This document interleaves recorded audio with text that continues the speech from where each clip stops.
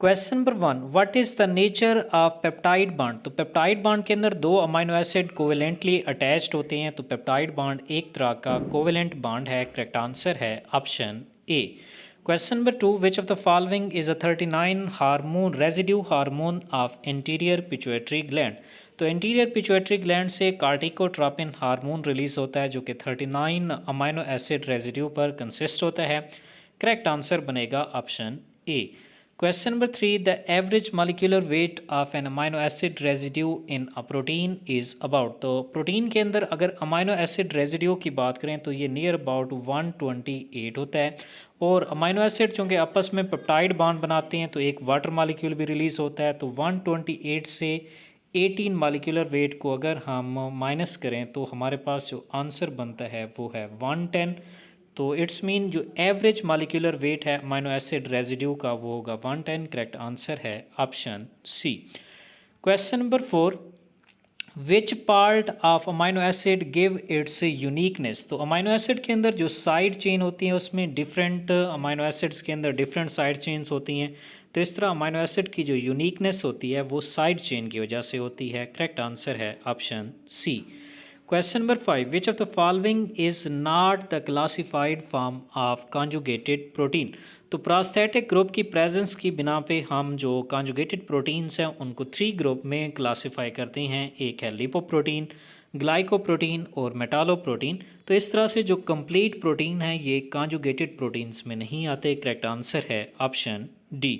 Question number 6, unfolding of a protein can be termed as. तो unfolding के अंदर जो प्रोटीन की टर्शरी स्ट्रक्चर है, सेकेंडरी स्ट्रक्चर है, क्वाटरनरी स्ट्रक्चर है वो लॉस हो जाती है और प्रोटीन अपनी नेटिव स्टेट यानी प्राइमरी स्ट्रक्चर में चेंज हो जाता है और इस प्रोसेस को हम नाम देते हैं डीनेचुरेशन का। करेक्ट आंसर है option B. Question number 7, which of the following is not a factor responsible for denaturation of protein. तो प्रोटीन की डिनेचुरेशन पे अफेक्ट करती है पीएच चेंज, ऑर्गेनिक सॉल्वेंट्स भी डिनेचुरेशन काज करते हैं, इसी तरह से हीट और टेम्परेचर भी प्रोटीन डिनेचुरेशन का रीज़न है। लेकिन चार्ज का प्रोटीन डिनेचुरेशन पर कोई इफेक्ट नहीं होता, तो करेक्ट आंसर बनेगा option D. Question number 8, the two chains of amino acid in a insulin molecule are held together by. तो अमाइनो एसिड्स की तो जो दो चेन्स जो हैं वो आपस में डाइसल्फाइड ब्रिज के थ्रू जो है वो कनेक्टेड होती हैं। अगर हम बोवाइन इंसुलिन की बात करें तो उसमें अमाइनो एसिड्स आपस में डाइसल्फाइड बॉन्ड के थ्रू या डाइसल्फाइड ब्रिज के ज़रिए आपस में कनेक्टेड होते हैं। Question number 9, tertiary conformation of protein is maintained by 3 types of bond, namely ionic, hydrogen and। तो टर्शरी स्ट्रक्चर ऑफ प्रोटीन के अंदर 3 जो है वो बॉन्ड होते हैं। एक आयोनिक बॉन्ड होता है, दूसरा हाइड्रोजन बॉन्ड और तीसरा डाइसल्फाइड बॉन्ड होता है। तो करेक्ट आंसर बनेगा option B. Question number 10, identify the wrong statement. Option A, haemoglobin is a globular protein, तो ऑप्शन ए करेक्ट है। ऑप्शन सी देखें, fibrous proteins are insoluble in water, तो ऑप्शन सी भी correct है। Option D देखें, collagen is a fibrous protein, तो collagen option D भी correct है। लेकिन ऑप्शन बी देखें, haemoglobin is a fibrous protein, तो ऑप्शन बी इनकरेक्ट है क्योंकि हीमोग्लोबिन जो है वो एक ग्लोब्यूलर प्रोटीन है। तो करेक्ट आंसर बनेगा option B. Question number 11, in 3D structure of protein folding and shaping is done by. तो हाइड्रोफोबिक इंटरेक्शन जो है वो प्रोटीन्स की 3D कन्फर्मेशन में फोल्डिंग और शेपिंग में इंपॉर्टेंट रोल प्ले करते हैं। करेक्ट आंसर है option A. Question number 12, cleaving of a peptide chain is done by. तो ट्रेप्सिन एक तरह का पेप्टाइड डाइजेस्टिंग एंजाइम है जो कि प्रोटीन्स के अंदर मौजूद पेप्टाइड बॉन्ड को तोड़ता है, ब्रेक करता है। तो करेक्ट आंसर बनेगा option A, trypsin. Question number 13, which of the following is the correct order of sequencing. तो सीक्वेंसिंग की अगर बात करें तो प्रोटीन सीक्वेंसिंग में सबसे पहले क्लीविंग आता है, फिर सीक्वेंसिंग आता है और उसके बाद आर्डरिंग। तो करेक्ट आंसर बनेगा option A. Question number 14, Edman degradation is used for. तो एडमान रिएजेंट के थ्रू जो प्रोटीन्स की डिग्रेडेशन है वो basically N terminal amino acids को आइडेंटिफाई करने के लिए यूज़ की जाती है। करेक्ट आंसर है option A.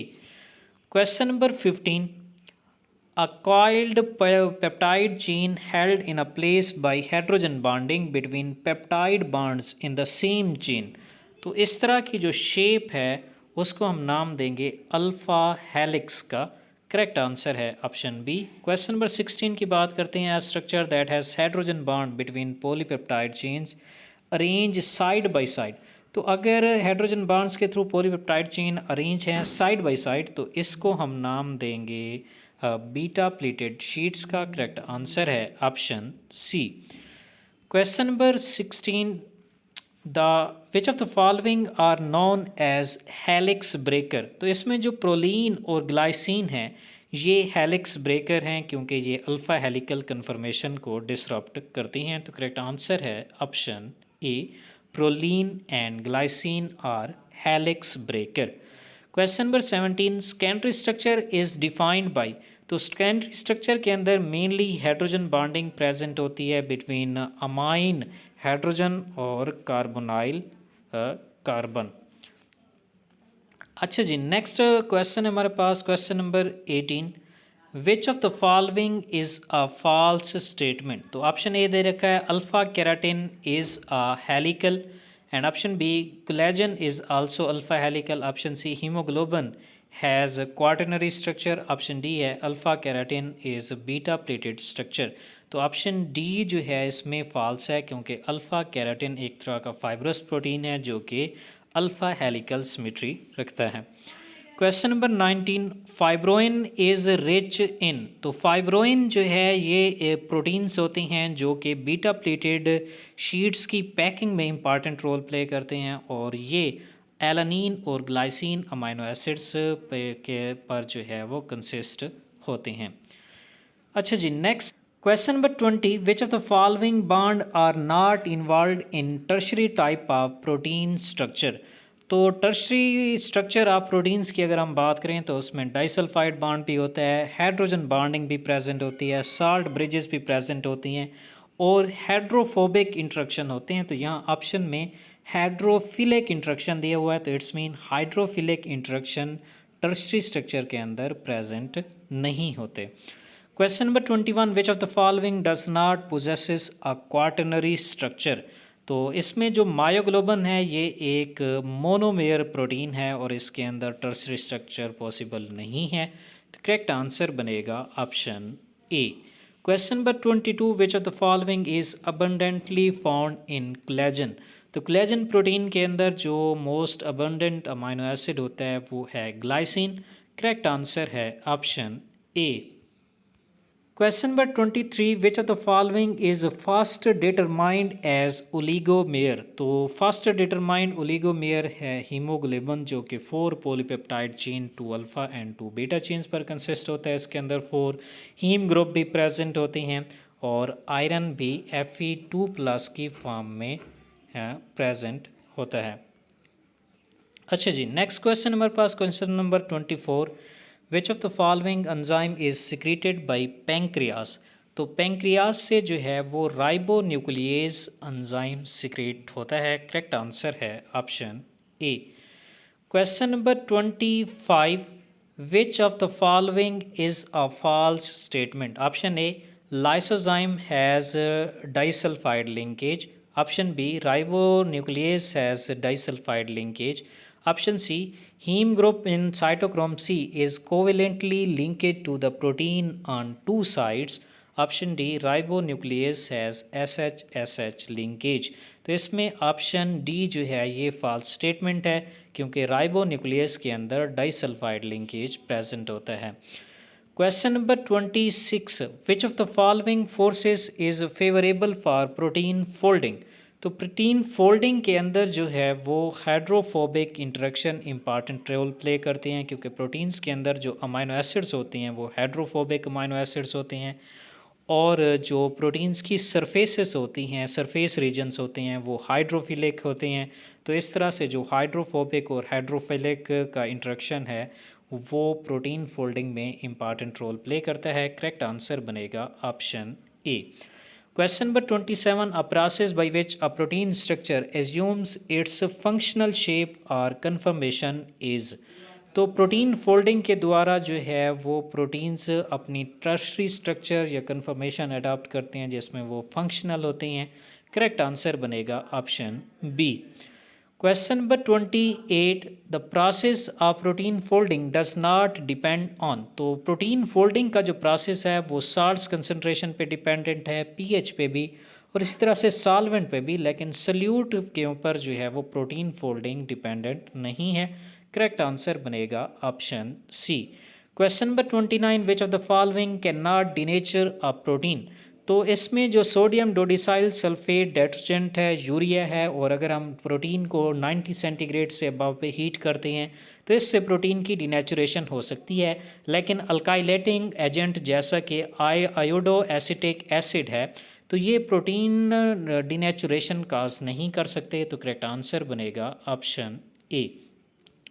Question number 30, protein which play important role in folding a protein into 3D structure. तो प्रोटीन की जो 3D स्ट्रक्चर में फोल्डिंग है उसमें मॉलिक्यूलर चैपिरॉन प्रोटीन्स जो है ये इम्पॉर्टेंट रोल प्ले करते हैं। ये एक तरह का फैमिली ऑफ प्रोटीन्स हम इसे कह सकते हैं, ग्रुप ऑफ प्रोटीन्स कह सकते हैं। तो करेक्ट आंसर बनेगा option B, chaperone held in protein folding. Question number 31, contractile protein of a muscle is. तो मसल्स के अंदर एक्टिन और मायोसिन दोनों ही कंट्रेक्टाइल प्रोटीन है। यहाँ पे ऑप्शन में सिर्फ मायोसिन प्रेजेंट है। तो करेक्ट आंसर बनेगा option B. Question number 32, which of the following contractile protein of skeletal muscle is involve in ATPase activity. तो स्केलेटल मसल्स के अंदर जो मायोसिन है ये एटीपेज एक्टिविटी रखता है। तो करेक्ट आंसर बनेगा option B. Question number 33, the cross bridges involved in muscle contraction are located on। तो मायोसिन मायोफिलामेंट के हेड पर जो है वो क्रॉस ब्रिजेस प्रेजेंट होते हैं। करेक्ट आंसर बनेगा option A. Question number 34, which of the following is false. Option A, actin is a thin filament. तो ऑप्शन ए करेक्ट है। Option B, myosin is a thick filament. Option B भी correct है। Option C देखें, the band in myofibril is a area of thin filament. तो option 3 जो है या सी जो ऑप्शन जो है वो फॉल्स स्टेटमेंट है, क्योंकि मायोफाइब्रिल के अंदर जो बैंड्स होती हैं वो थिन की बजाय थिक फिलामेंट का एरिया होते हैं।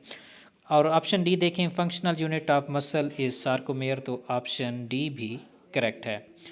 Question number 35, connective tissue that surrounds the individual muscle fibre. तो इंडिविजुअल मसल फाइबर्स को जो है जो कनेक्टिव टिश्यू सराउंड करता है वो है एंडोमाइसियम। करेक्ट आंसर है ऑप्शन सी। 36 क्वेश्चन नंबर देखें, which of the following is an invagination of muscle cell sarcolemma. तो मसल सेल्स की जो मेम्ब्रेन है सार्कोप्लीमा है वो उसकी जो इन्वेजिनेशन है उसे हम नाम देते हैं ट्रांसोरस टिब्यूल्स का या टी टिब्यूल्स का, और ये कैल्शियम का इम्पॉर्टेंट सोर्स होती हैं मसल्स के लिए।